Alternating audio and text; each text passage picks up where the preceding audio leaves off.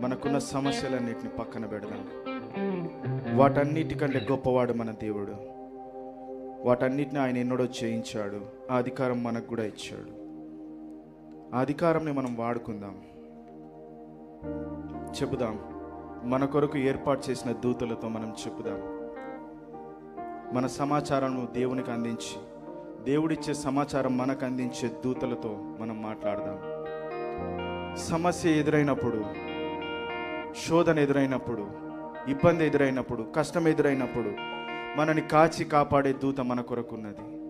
ఆ దూతకు చెప్పుదాం, పని చెప్పుదాం, చేయమని అడుగుదాం. మనకు అధికారం ఇచ్చాడు దేవుడు. ఎందుకంటే ఆయన ప్రేమ పూర్ణుడై మన పాప శాప నిమిత్తమై ఆయన శాపముగా మారి మనని ప్రేమించి ఆ అధికారం మనకు దయచేశాడు. మరణపు ముళ్ళును విరిచి ఆ మరణమును సైతం ఓడించిన వాడు మన దేవుడు. సో ఈ ప్రాబ్లమ్స్ అన్నీ మనకి నథింగ్, చిన్న చిన్నవి. వాటన్నిటిని చేయిద్దాం.